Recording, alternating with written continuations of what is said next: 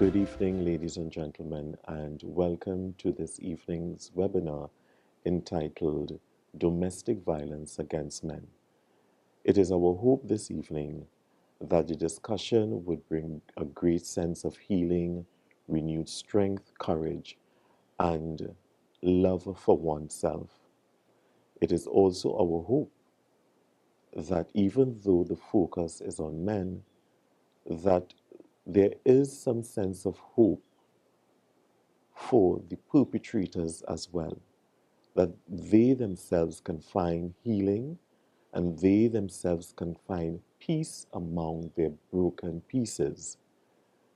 And wherever restoration of a broken relationship can be found, that men are given the tools so that their relationship can become as fresh and as healthy as maybe it once was.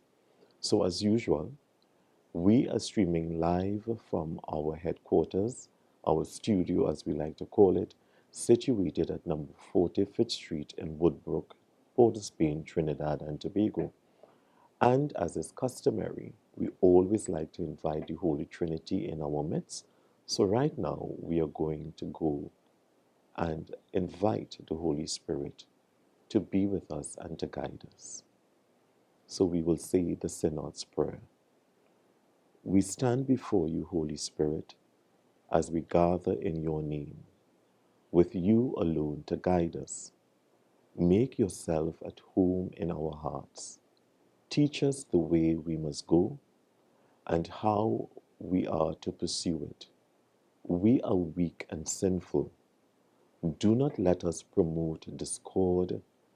Do not let ignorance lead us down the wrong path, nor partiality influence our actions. Let us find in you our unity so that we may journey together to eternal life and not stray from the way of truth and what is right. All this we ask of you, who are at work in every place and time in communion of the Father and the Son, forever and ever. Amen. And of course, this prayer offered to God, the great Jehovah and mighty Jireh, is offered without any disrespect or discrimination to others' religious beliefs. So we get right into it. And with me to my left, I have my dear friend with me this evening from Families in Action, Mr. Nigel Thomason. Nigel, welcome. Thanks for having me. To this evening's program. Thanks for having me. Most welcome. And I just want to use a quote that I used in our webinar for Wills and Trust. And it says that clear communication is said to be attractive. So as we communicate very clearly this evening, we hope, as I said before, to bring that sense of healing, that sense of self-love, self-worth to men. Now, this is an area that is not discussed or focused on so often. And I think it is time that our focus, not minimizing or saying that domestic violence against women isn't important, but we need, if we truly want to bring the healing, the focus must also be on men, because men experience this very same violence. As a matter of fact, when I was doing some research, and I know sometimes we in Trinidad and Tobago don't have that kind of statistics, Yeah. but the Center for Disease Control and Prevention, they said that while women are the more frequent victim, they said, it was alarming to me, that 30.3% of women, one in every three, are assaulted by their intimate partners. And then what really opened my eyes is the slim margin between domestic violence against women and then domestic violence against men. because it was 25.7%. One in every four men are physically assaulted by their partners, women. Then we went on in terms of the physical abuse, the slamming, the kicking, the choking, 24.3% for women and 13.8% for men. And when we went to the emotional abuse, 48.4% for women, and then we had 48.8% for men. Why aren't we hearing more discussion about domestic violence against men? Well, I think the first thing that we want to start off is to define that phenomenon. Oh, yes. What is domestic violence? Violence? Yes, my first question. And we could just put it very briefly. It could be seen or characterized or defined as where you have that prevailing sense of controlling behavior that is characterized by power and control. And this pattern of cohesive behavior happens over a period of time, feed into that process of power and control.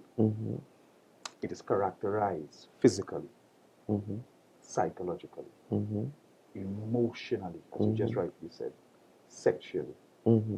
And ultimately, you see that resulting in the wounded spirit, the wounded man. Yes. Cumulatively. And to give a simple analogy, I would say, think about a wheel. And at the center of that wheel, you have power and control. And coming off that center, you have spokes. Yes. And each spoke is a representation of the tactics in which that is manifested. Yes. Yes. So, if I'm to zero in on one of the areas that you already mentioned, which is the emotional, which demonstrated a very close similarity between the men and the women in terms of being perpetrated, you would notice that the emotional abuse is an area that is intangible. That is to say, how we are socialized, it is something that's happening on the inside. And often at times, it is masked by the man. It is masked by the man. So he projects outwardly in a particular way as strong, as powerful, as confident, but internally he's hurt, he's wounded, and in need of restoration. Wow, that is a mouthful.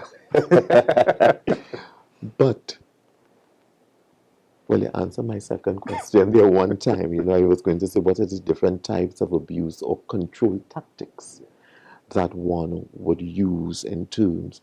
And one of the, in doing the gathering the information, persons can be in abusive relationships and they don't even know that they are being abused. Correct. So this evening, to shed some light, what I would like for you to do for us is to just delve into the different tactics, the different control mechanisms that persons may be experiencing at this time. Correct. And not even knowing that they are abused, but they are feeling downtrodden, they are feeling depressed. And just before we came live, we were chatting about, sometimes you may observe someone and you can see that that person is just existing like a broken, empty shell. Right. Yeah. So I exude all this confidence outside, but internally I am broken, I am hurt.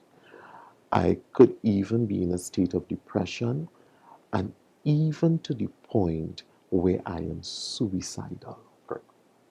So, what are some of the different tactics that maybe I am in this relationship being abused, but don't even realize that I am in an abusive relationship? That's an excellent question. And so I call these the red flags Yes. that you want to pay attention to. We could start off with the emotional. And so the emotional may present itself in terms of verbal abuse.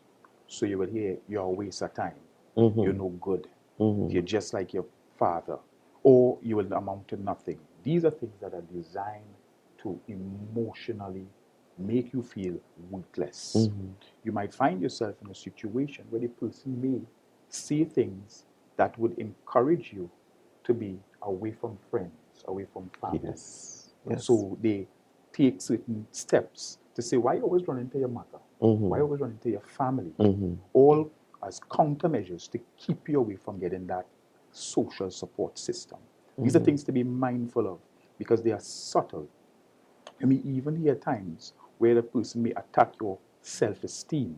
So you start seeing yourself as not being good enough, or alternatively, you might start defining yourself through the lens of how that person defined you. Yes. So you start seeing yourself as being worthless, and it can lead to a number of things that you mentioned.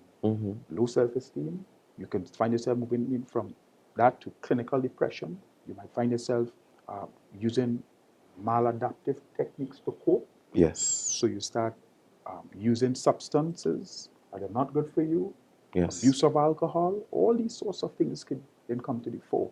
And while this is happening, there are other things that can be compounding and working simultaneously, like psychological abuse. So one of the things that we see happening with men in particular, when women are maybe exerting this form of power, Yes. would be demonstrating what could be perceived as very erratic and unusual behavior. So they break up things in the house, they scream, they shout, Yes. and Throw so things at you. Yes. and so Yes. you may find yourself startled, and this is happening simultaneously while it is the emotional abuse is taking. So the person is being controlled, the person is psychologically being manipulated, they are being intimidated, and this is all designed to keep the person from reaching out to get the support. There's a cliched statement in our society: men don't talk. And But this is why men don't talk? Why? triggers. Yes. There are some root effects to that, and so we have to look at when these telltales are happening, how they are interwoven. Of course, we know what physical, because you mentioned that and you spoke to that use of physical force. Yes.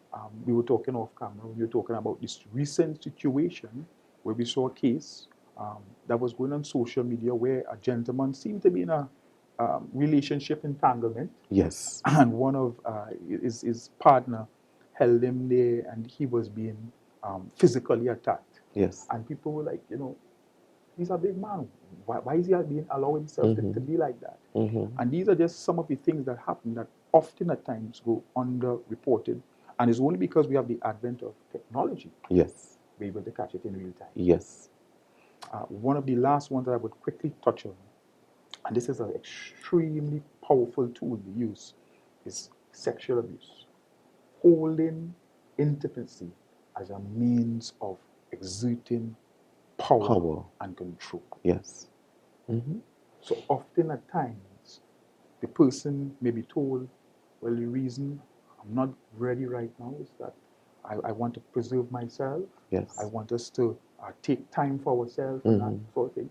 And in so doing, may make certain demands. Yes. You need to reach home by a certain time. You need to do this. Yes. You need to cut down the friends that you're associated with. You need to spend more time with your spouse and cut the family out. If you do it, you will be rewarded. If you don't, I hold that. You hold that. Yes.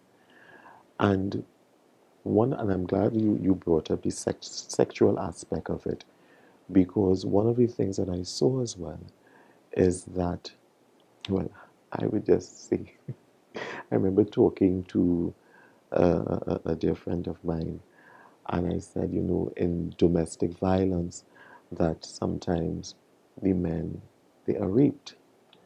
They are forced to have sex and do things that they are not comfortable doing.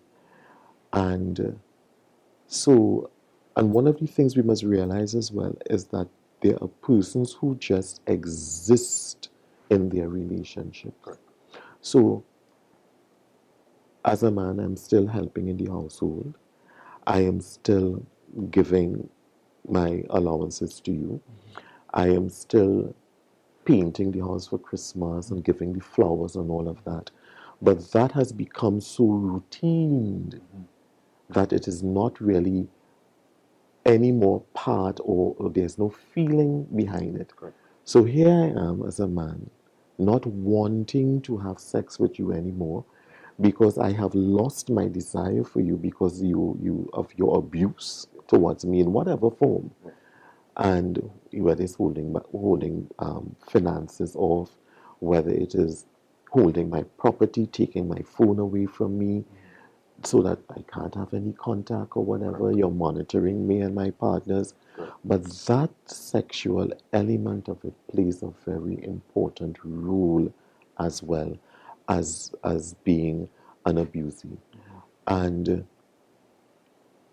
all of this, and I often wonder, as I said before, why don't we have more conversations around what men is going through? So you have the woman, because sometimes you have the females being abused. But are we really serious about the healing process? Because, and I say that to say this, because sometimes men being abusers stem from females being abusers to the men. So you abuse me when I'm small. You'll amount to nothing. You are a no good. You're just like your father. Gone from here. And I am hearing this on a daily basis. And I like the phrase that you use. I can't remember it right now, but I will let you say it. Every time the woman says you are, Yes. the man says I am. Ah, could you kindly repeat that again? Yeah. So there's this labeling and self-fulfilling prophecy that comes to the fore. That often at times men who are abused, every time they hear the woman says you are, the man says I am. And you made a very interesting point when you talk about the issue of socialization and that very influential factor in men growing up. The issue of abuse, we must understand, is an attitudinal disposition.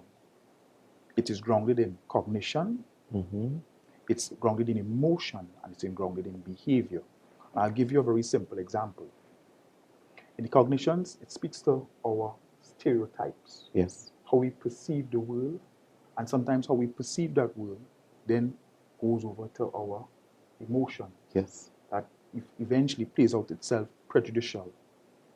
And ultimately, it moves into discriminatory behavior that finds itself being manifested. So, for example, when the woman or a man finds himself in a situation where he is, for practical example, being financially abused, and ask yourself, but how could a man be financially abused? Well, we said that abuse is the leveraging of that power and control. Yes.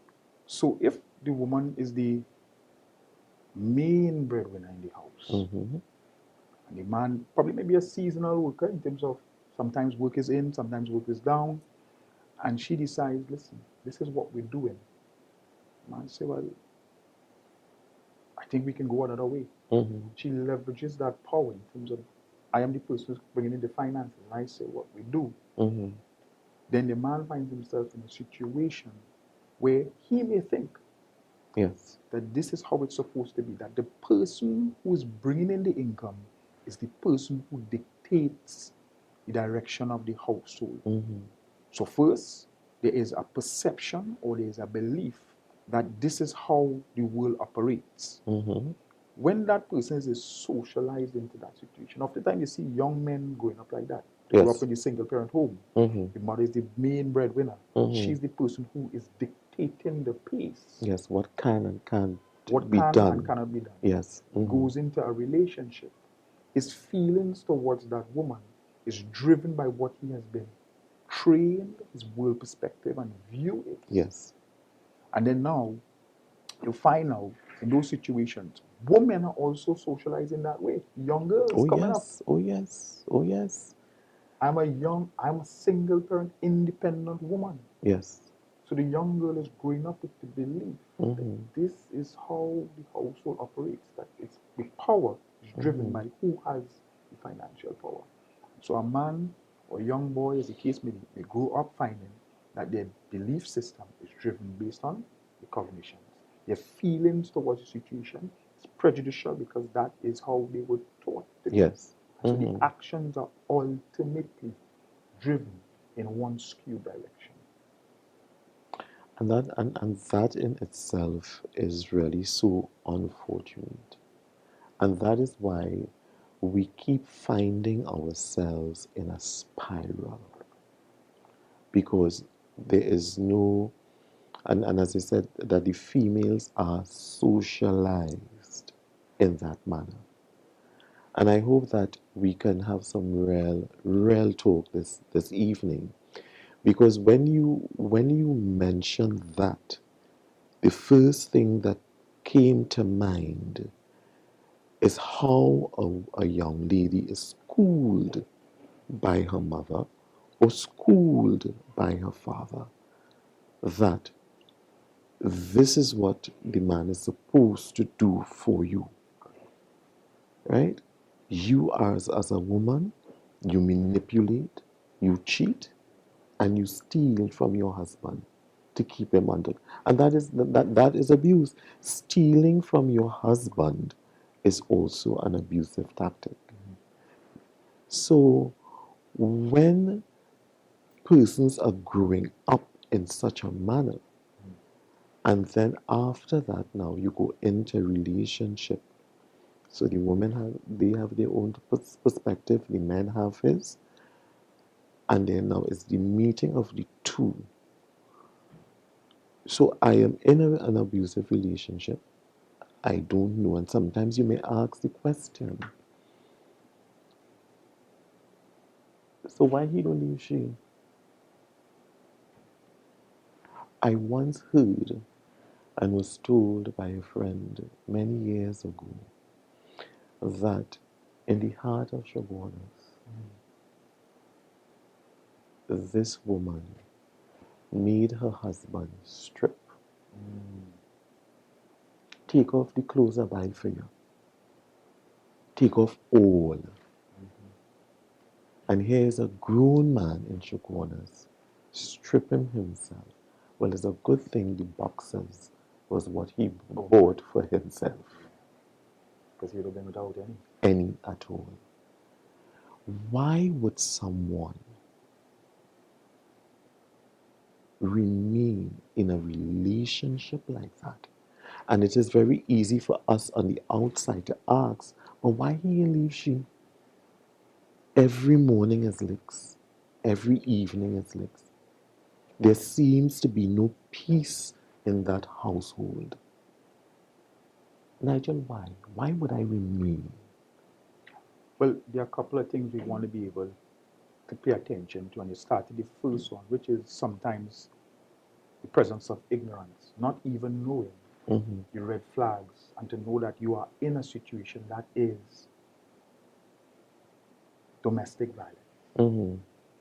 The other situation is that it's very sad that a lot of men outside here find themselves in a situation where they're socialized to present themselves in such a way that to speak out and to ask for help, and sometimes they want help and they don't have help, but to speak out and ask for help is the most difficult thing.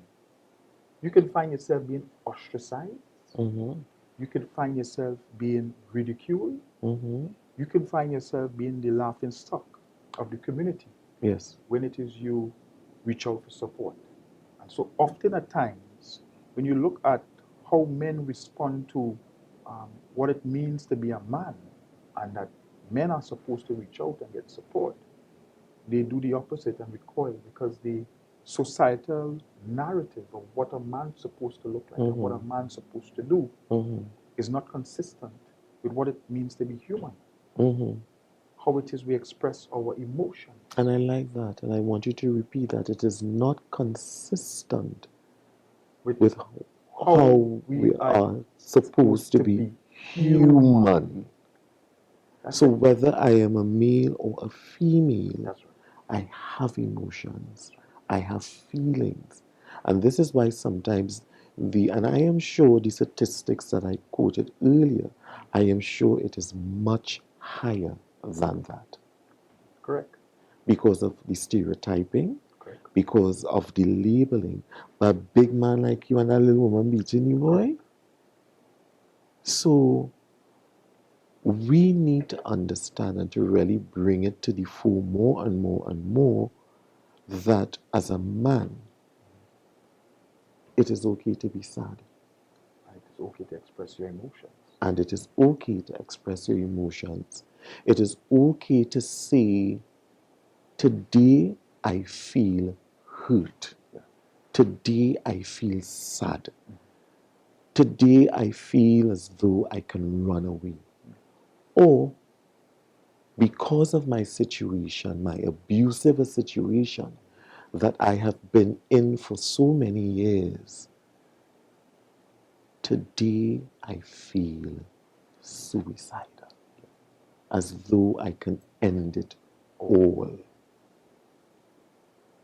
And men need to create the space for other men to feel comfortable, to come to you as a friend, as a confidant, and say, bro, I ain't feeling too good today, you know. This is what I am going through. And it is not a laughing matter. So we listen. And if we can't help, we refer to someone who can help. And men need to understand that it is okay to show emotions, to give your brother a hug and say, hey, I am here for you, and to check in. So we need to have more of that within society. I just wanted to quickly throw on a point that you raised because you talk about the importance of labeling and, of course, for persons to be comfortable to share their emotions. And one other point that I recognize that, for the most part, challenges our ability to really see those issues coming to the fore is the fact that it's underreported. Yes. We call it the dark figures because often at times, those same things that you've spoken to, the stigma, the labeling, the lack of social support, men find themselves not able to reach out and go out and get the support. And we have heard it in our society many a times. Yes. The man goes in to make his official report. Yes. He becomes the laughing stock of the agencies that are set up to provide that support and to give him the direction that is needed. Yes. So it's important for us to remember that there are a lot of men that are outside there hurting, who want to be heard, who want somebody to connect with. And it's important for you to understand that even though you may feel to your own self that if you were to speak to persons in your own circle where they may laugh at you, they may ridicule you, they may make fun of you, that there are men, there are spaces, there are options and opportunities for you to get support. Support. And we will touch on some of those numbers in a while, where men can get support. Because I may have mentioned it earlier, this is a very passionate topic for me. It is very close and dear to my heart. Because, and once again, ladies, this is not to diminish or to downplay domestic violence against women, but it is to bring the attention that men are abused as well. And when I mentioned that to one or two persons, it was like, domestic violence against men? So that in itself shows that persons don't really understand and appreciate that men do go through domestic violence as well. So I have a question here and I'm going to take some questions from online as Mm-hmm. well. From, I think it's Ms. Elizabeth Henry Stewart, and she says, what about situations where there is an age difference that causes that type of abuse? Yeah, I'm glad she asked the question, and we were actually speaking to this off air, where we recognize that there were situations, and we can cite it, where you have that same type of abuse taking place with young boys and mature women. Yes. And I cite this case, I dare anyone to check it out. August the 27th, 2018, Mm-hmm. there was an article that was drafted in the local gazette that speak to a female, mature woman being charged for allegedly having um, sexual intercourse with a young boy, Oh, 13 years yes, old. I remember that case. I remember that. And one thing that stood out for me, Nigel, is that the passion and the outcry that it would have had on the female aspect of it, it was downplayed on the fact that this is a male. Correct. Continue. And, you could put it quite succinctly there. Often at times, these situations, when they do arise, because it's not the normal case that comes to the forefront, the forefront, Mm-hmm. and at times persons hear about these cases, sometimes in the community, and it's downplayed. Yes, yes. That when it does reach to the forefront, it's just one of those news articles in the background. Yes. And it's important for us to recognize that this is pervasive. Mm-hmm. This is pervasive, Mm-hmm. especially in some communities where it is not, where it's more rural and Yes. everyone knows everyone. It happens. Mm-hmm. I was recently in Tobago Mm-hmm. doing some training across there. I was talking to a social worker. We were talking about issues of mental health. Yes. I asked the question, what is one of the largest challenges to social workers in Tobago Mm-hmm. in the practice? And she said to me that the biggest challenge is the collective secrecy in addressing real societal issues, Yes. particularly where it's communal and it's expected that when these things happen, Mm-hmm. you are expected to, as a community, Mm-hmm. address it internally. And I'm saying that against the backdrop that when these things do happen, it is our responsibility Yes. as responsible citizens Mm-hmm. to take not just any stance for it, but a very active stance, because we have young, broken men growing up in the society, not knowing what it is to be a man. And I would say something that is controversial. Mm-hmm. This is not only the case in heterosexual relationships. Oh no, because I was coming to that as well. It is also the case in homosexual relationships as well. Correct. And the discussion around sexuality, Mm-hmm. sexual orientation, Mm-hmm. and same-sex relationship is a very Mm-hmm. sensitive Yes. and tabooed conversation. Mm-hmm. But I've had the opportunity to talk to many a times young men Yes. who have found themselves at the mercy Mm-hmm. of financial abuse Yes. tied to sexual abuse. Oh yes. Mm-hmm. Mm-hmm. So once you start untangling this interwoven and what could be at very times complex and intricate societal issue, you realize that often at times the mere fact that these things are pervasive because no one is addressing it. Yeah. No one is talking to it, and it Mm-hmm. continues to happen. So we have to ask ourselves, why are our young men Mm-hmm. finding themselves in these situations Mm-hmm. and are unable to reach out? Mm-hmm. And my simple answer to that is because we live in a society where we are very hypocritical. Hypocritical in the sense that we do not allow people to truly express who they are. So, and I'm using the phrase here, I get up in the morning, I put on my makeup, put on my jacket, and I go down the road. But who am I really? What am I really going through? And if I come out in society and say, this is who I am, or this is what I am going through, everybody frowns on me. What are you talking about? Why are you feeling that way? You shouldn't feel that way.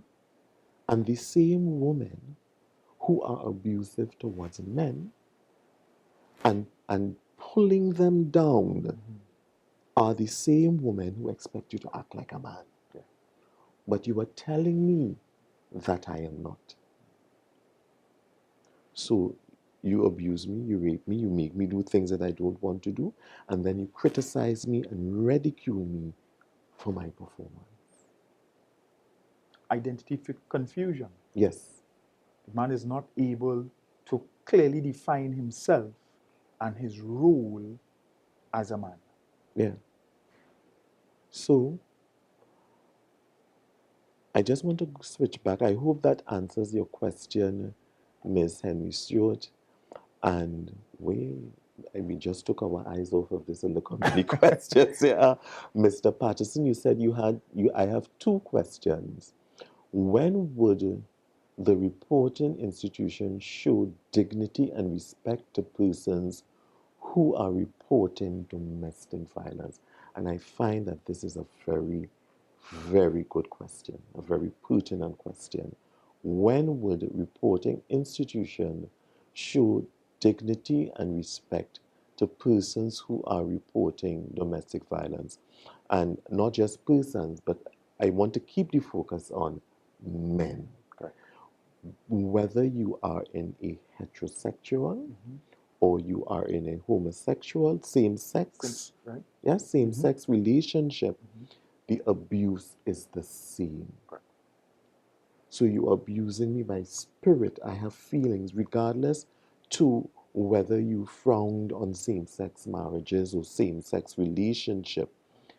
What your focus is supposed to be on, this is a human being with feelings, emotions.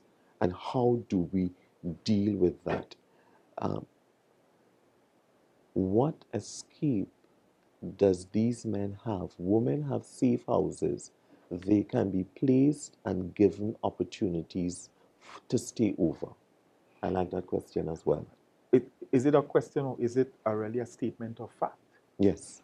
We have to really look ourselves as a society directly and come to the realization that we have not placed sufficient resources on the issue of domestic violence. We have to be careful that this topical area have to be looked at without giving it a gender outlook, man, woman, or child. But it's a human crisis. Yes, it is. And so we have to take into considerations the same way we have these safe spaces for children, the same way we have safe places for women. We have to have safe places For men. Yes. For men. For men.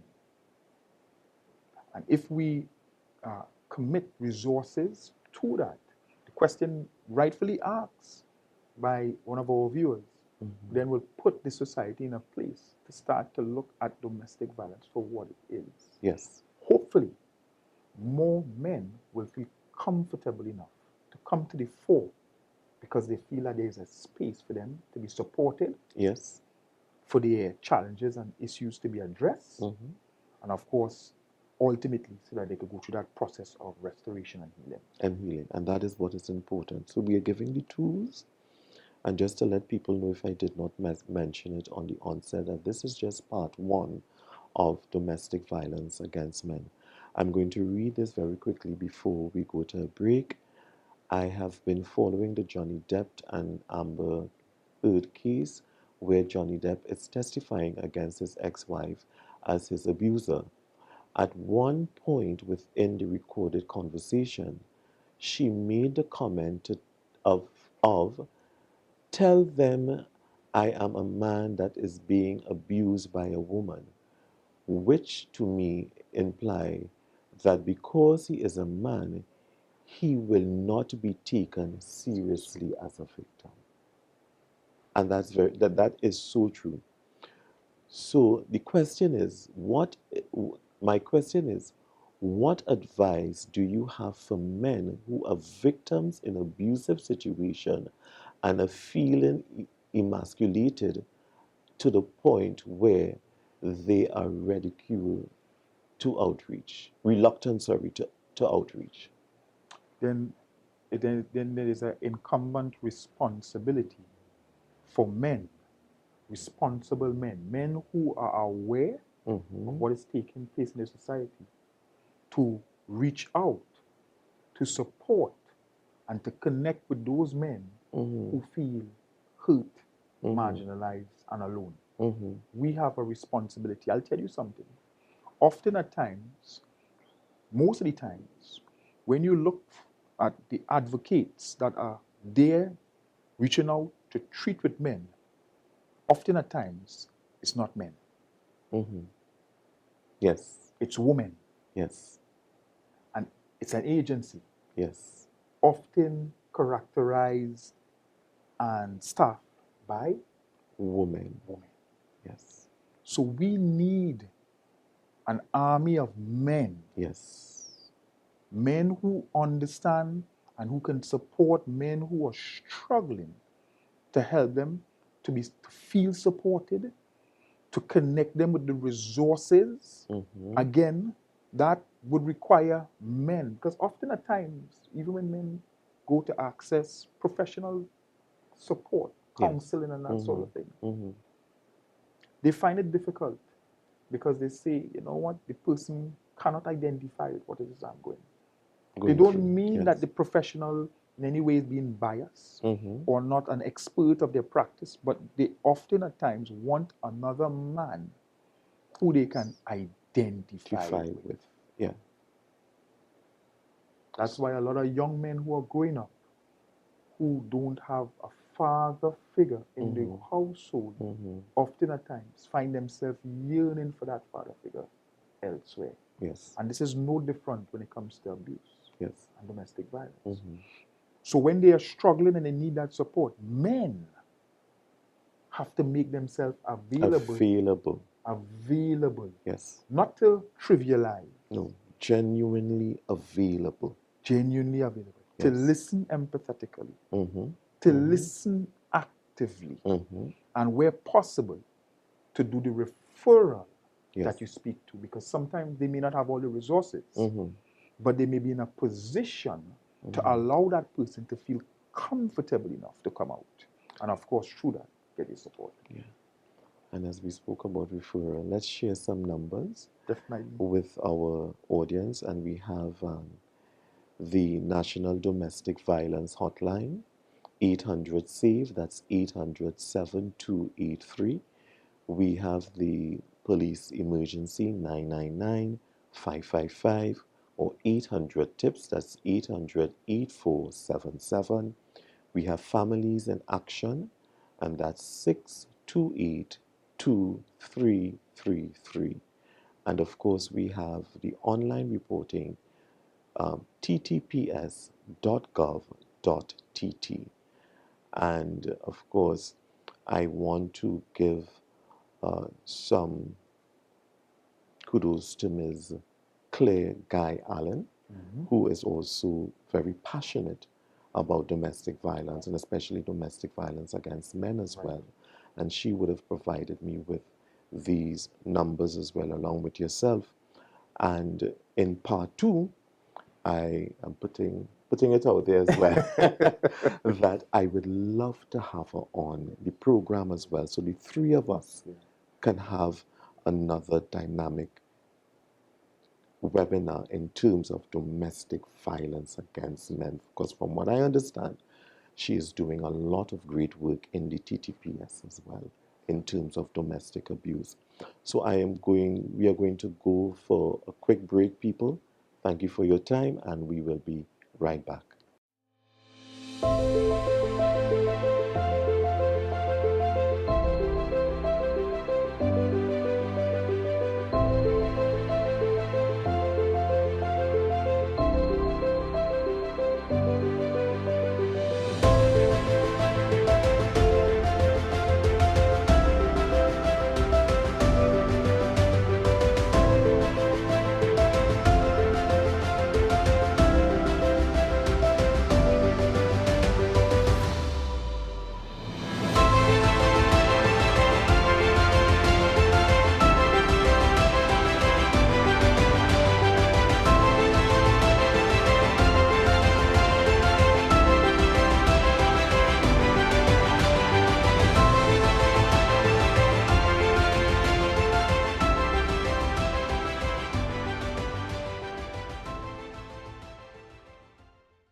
What are the threats to healthy relationships?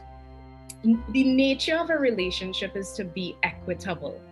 And in an abusive relationship, we see the corruption of that equitable nature of a relationship, where there is this space of power and control that's entered, where one partner feels entitled to punish or regulate another person as a way to dominate them.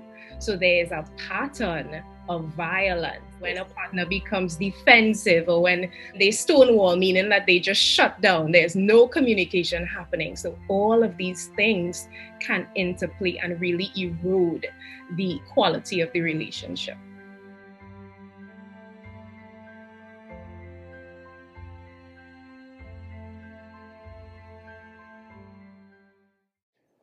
Good evening, ladies and gentlemen, and welcome back to Domestic Violence Against Men, Part 1. In studio here with me, situated at number 40 Fitz Street, Woodbrook, Port of Spain, Trinidad and Tobago, is no other than Mr. Nigel Thomas from Families in Action. So welcome back, and we will continue our discussion, domestic violence against men. And one of the things that you said, Nigel, before we went to break, is that men need, in my own words, more mentors. Correct. What we need as a society is for us, instead of paying attention to trivialities, for us to be more focused on our other human partners. Yeah. So as a man, I need to be more focused on someone that I may call my friend. Right. How focused I am on him, not to mind his business, but to realize that, listen, Nigel and I, we have been friends for 10 years. Right. And over that 10 years, I realized that there's a behavioral shift. Right. Am I going to address that? Or am I just going to see that it's just Nigel being Nigel? Right. Or that's just a man thing? Yeah. But we need to be brave enough to get involved and ask a question. Nigel, are you okay? Correct. I am here for you. Correct. Nigel may not be at the point where he is ready to speak about himself being abused by his wife. But the mere fact that I could have noticed, as you said, with empathy, active listening, and I could say, listen, I am here whenever you are willing to talk, I am here. What about inviting Nigel out for dinner? Right. And both of us just sit and talk and give him that space and that opportunity to open and speak about what he is going through. So we as men in society, and society within itself, need to change the paradigm of how we are training and nurturing our boys and our girls as well. You made a very interesting point, and it speaks to the core of developing and sustaining healthy relationships. Yes. often at times we have relationships that are functional Mm-hmm. but not healthy. Mm-hmm. That is to say, it is not positively contributing to our psychological, emotional, physical wellness. Yes. Mm-hmm. So we have persons in our space, we foster toxic relationships, and often at times we are only prepared to um, part ways with those relationships when we feel extremely hurt, taken advantage of, etc. And so it's important for us to get into the habit of being able to identify those telltales, signs of healthy or unhealthy relationship. Relation. Probably would say why it is some men may find themselves in an unhealthy relationship with a woman Mm-hmm. and still not be able to identify it. Mm-hmm. And of course, find themselves in an unhealthy relationship with a man Mm-hmm. who may supposedly supposed to be their social support, Yes. but not supportive. Supporting. Yeah. So it's a fundamental area of capacity building that the man has to be schooled on, Mm-hmm. has to be mentored as you raise, and of course, for where there are men who are very conscious about this, to be able to act as role models. That's it. Role models. That's it. For these men struggling. Mm-hmm. And I'm glad you use the word role models. And sometimes we think that as a man that I can't be a role model to anyone because society has taught us that to be a role model, I have to be perfect. Can you color with a broken crayon, Nigel? Of course. Okay. So therefore, within my brokenness, Correct. I can be a positive influence in somebody's life and give somebody that listening ear so that they themselves can find healing. Wow, time really goes fast when you're having fun. But I know for a fact that we would have, I'm seeing another question here, and I just want to address it. A lot of men are afraid of the ridicule they may get. I think also that a lot of our songs, that is, Calypso a, played a part in this. Okay, it just jumped a bit here. Discrimination. You wash the wares, yes, your hook, and there's a mook, and there's many more, and that is very true. That is very true. I'll let you address that. Yes. Our music is an expression of ourself, our culture. Mm-hmm. And when I said that as a society, we have a lot to look at and we have a lot of reflection to do in terms of how we project ourselves into the future, it's not by chance. We socialize our children at home and indicate to them this is how things ought to be. And as they grow into adults and they go into their different spaces and they socially integrate, we reinforce those things that we would have taught them when they were young through the music, yes, through the art, yes, through the visuals, the media. Let me speak to that piece because that's a very important piece. Yes. The media. I want to give all our listening audience a little experiment to do now. A little experiment. If you have a moment, whether it's on your mobile phone, your tablet, or even if you want to put up a second tab on your laptop right now, bring up a blank Google page. Type in www.google.com. And in that search bar, I challenge everyone looking on just to type in the word domestic violence PICS. PICS. And then when you see that, click the tab images. Yes. Click the tab images and just scroll generally. And then check to see when you do see a picture representative of domestic violence Mhm. against a man. Yeah. Mhm. Men are perpetrated in the media Yes. as being the one and only perpetrators Mhm. Mhm. of domestic violence. With that little experiment, just try, check it out. Tell me when you come across the first picture where the man is bruised, where the man is the person who's crouching in the corner, where the man is the person who is being taken advantage of. Yes. Hardly likely you see it.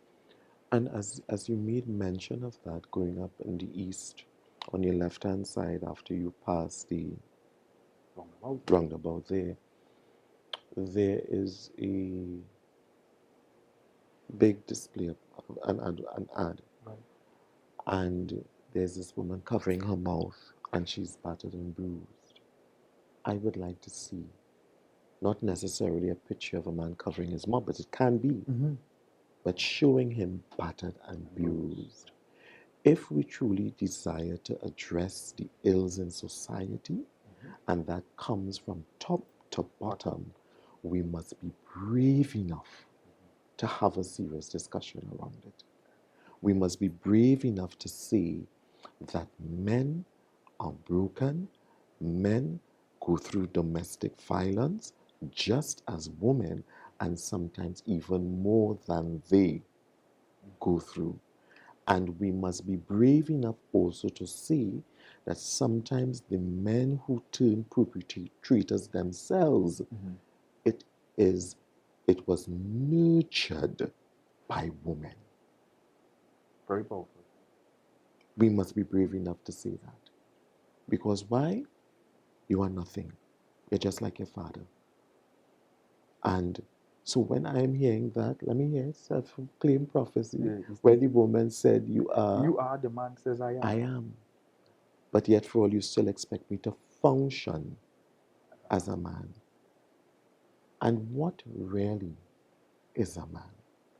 And that's a whole different topic. Correct. Right there. Correct. Right? And we are not putting anything, this is not a question of whether you are gay or straight, but what is your perception of what a man is supposed to be? And that's your perception. Allow me to be who I am. Allow me to be if I am the man in the relationship, allow me to be that. Whether you make more money than I do, allow me to be the man and the head of the household. Yeah? So I'm seeing it's now 6:58. There's a question here. In the Caribbean, the general perception of men is that they are supposed to be strong, and weakness or fragility is a no-no. And that's true. And that is what we want to get at. That it is okay as a man to say, I'm hurt. That's right. It is okay as a man to say, give my little breathing space. I'm frustrated. It is okay for a man to stand and cry openly. It's okay for him to be human. Essentially, that's what we say. And that is it. Humanity. That's it. Why do we as humans strip men of their humanity? Why do we do that? And we do it on a continuous basis, that we strip each other of humanity.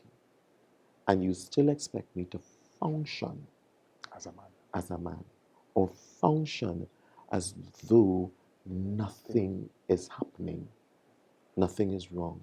So I want to encourage our men to be brave and to be strong, and not to be painted into a corner of what society's perception is of you. I want men in churches, in the mosques, in the temple, wherever you are, in the home, to stand strong at the side of your fellow men. Correct. And let them know that I am here for you. Not in a hypocritical way, but in a very sensitive and genuine way that they can feel. Because sometimes before we go, I say 7 o'clock, because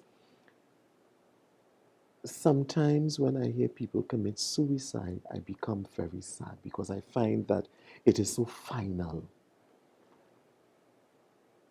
Having that male figure or a male group where a man can come and be open is important in society, because that could be the turning point between suicide or life saving.